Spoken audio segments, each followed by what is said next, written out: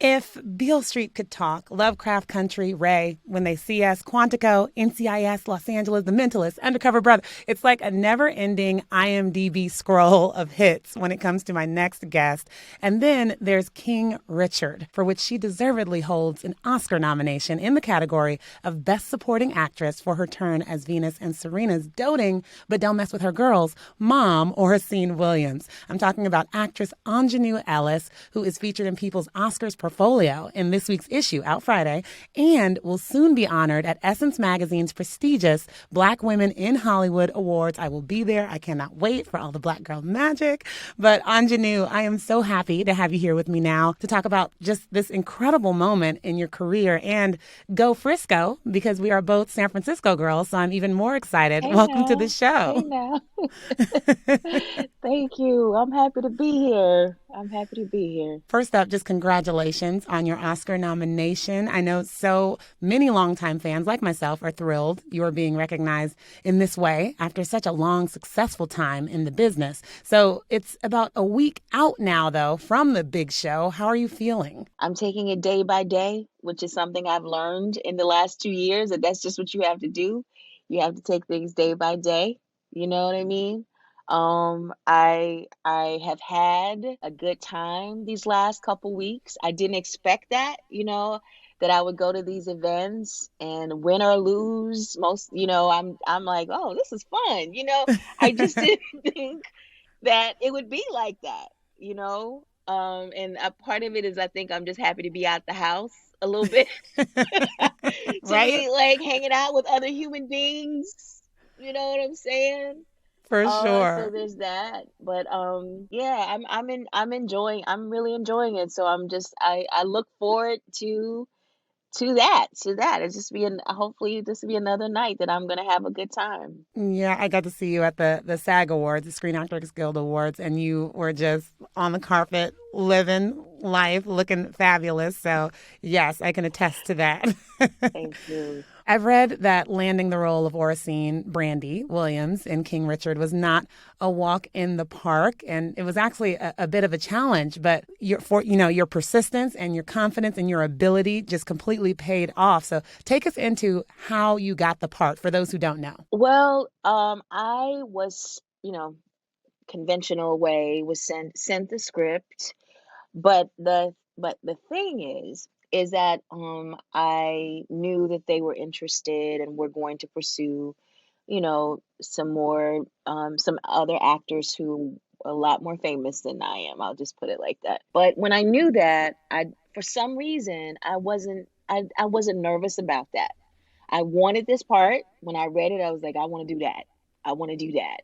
But when I found out that other piece of information that they were, thinking about other people, it didn't worry me too much because I feel like I'm gonna have a shot at this, if that makes sense. Mm-hmm. And then so when it opened up, I started doing the taping thing. My sister taped with me in Mississippi.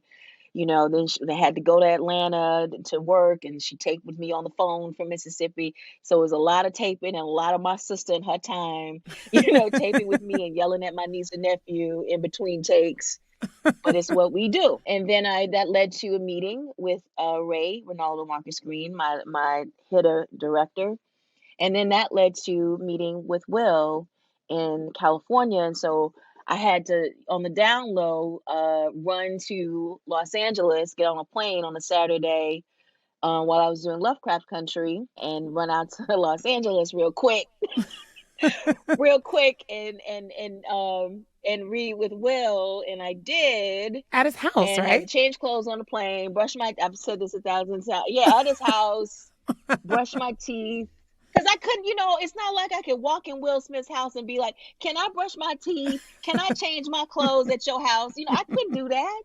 I don't know him. And it's Will Smith. I couldn't do that. So He I would had to let do you. all this in the car. He would. But would I ask? No. No. I wouldn't ask that.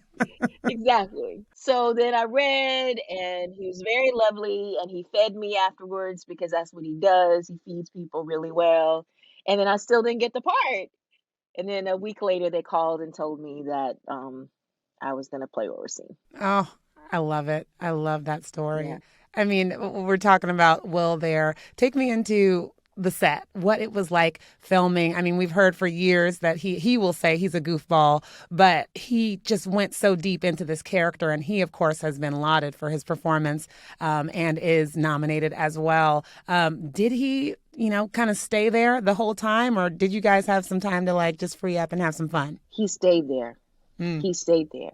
And the great thing about it though is that when he was always, he wasn't doing this whole thing being a method. Mm-hmm. I'm not into that at all. What he was doing was he was being honest to the character that he was playing, and then he would just goof off as Richard Williams. What's so great I think about Will is that what's fundamental for him is that everybody on the set be treated really well. He feels that, it should be a place of joy, and he creates that environment. Nice. So do you just have Venus and Serena on speed dial now? Like, how does this work? Like, Girl, listen. No, I don't. I don't. When I've been around them, in these awards, events, and sitting next to them, I'm fully aware that yes, I played their mother. I played their mother, yes. but I'm not their, you know what I'm saying? So they are still very much goddesses to me, They look like they're on the ground, but they're not. They're something else. I They're on love another it. plane. I love it. I love it. Well, King Richard focuses on the driving force behind them, those tennis superstars, Venus and Serena, and he recognized their light and knew they would change the world. And you see that from the very first scene. So I'm wondering, in your Hmm. own life, who was your King Richard, like that person who just motivated you to chase your dreams and saw it and made it or helped it come to fruition? Well, it was a couple people. It's been, I'd say, about four people, really specific people. And my grandmother didn't necessarily say, "Girl, you can go for it," but she definitely, she created an environment where I felt safe, and she fed me and she took care of me. So let's that's important too. You Yeah. know what I mean? To have that foundation. And then I had, people along the way, like my elementary librarian, and then Miss Regina Turner in college, and then I had this man who lived to be 99 years old, from Mississippi, who actually said to me, "This path you're going down to get a good job with benefits, I suggest you try something else." And Wow. so I did. And then the other person is my mother. My mother was my ultimate cheerleader. I love that. Well, what about, I'm wondering about the opposite, because you see that in the film as well. Was there anyone who just flat out doubted you and helped push you in that regard? Hmm. Well, here's the thing. I was, and I still am to a great degree, and I think that's a blessing because everybody don't have that. For a long time, I was very naive about that, and I think that spared me a lot of heartache.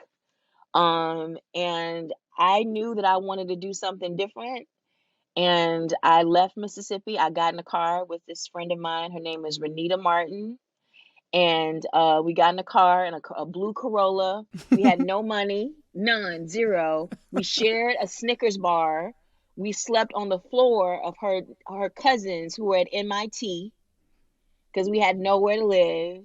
I ended up working three jobs, got fired from all of them. And all of this was in preparation for me leaving Tougaloo College to go to Brown University. And I just went there. I wasn't accepted into that school. I just went there with my fingers crossed that it would happen, and somehow it did. So through all that time, nobody in my family said to me, "You should rethink that. Maybe that's not something you should do." And I think it was because they knew that there was nothing they could do to stop me. So I think that my will has made me deaf, You know what I'm saying? That it just doesn't penetrate. I love It it. just doesn't penetrate. I tell you what, though, and this is important to say, what penetrates is my own voice, my own doubt. That's who I have to tell to shut up all the time, Yeah. all the time. Wow. Oh my goodness, powerful stuff.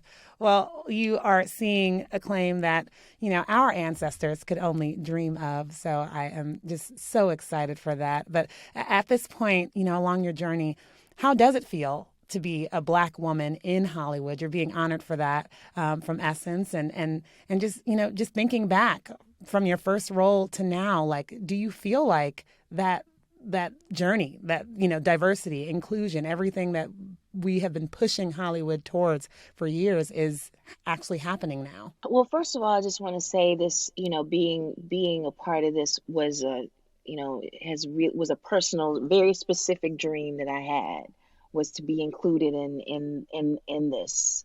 And it's been, I've wanted this for a long, long time.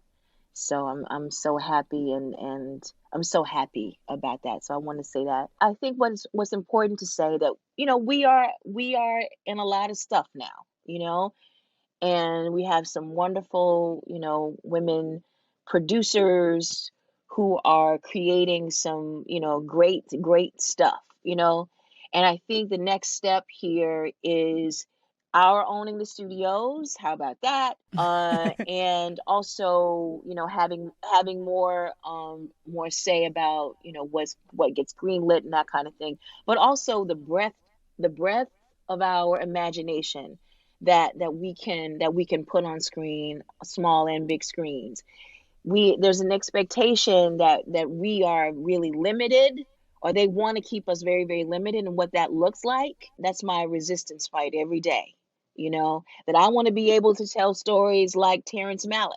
I want to be able to tell stories like Wes Anderson. I want to be able to tell stories like P.T. Anderson and Martin Scorsese. These are this I want to be given the money and the support to do that kind of work, because I've been in rooms and been on Zooms where people doubted that, and I know Mm-hmm. that doubt comes from they're not used to me, somebody looking like me, doing that, Yeah. you know so that's the thing that we are that I personally battle, and I'm going to continue to fight.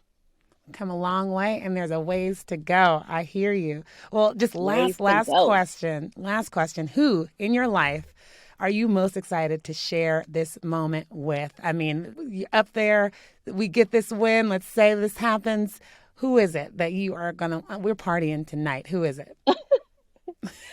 I call them the Get Fresh crew, and it consists of my niece Bowie, my nephew Mason, my brother-in-law Eric, my $1 million Stan Jones, and my other half, my sister Sasha. Oh, it's a family affair. I love it. Anjanou, Yeah. thank you so much for taking the time. This was so wonderful. Oh, thank you for having me. Thank you for wanting to talk to me today. I appreciate you.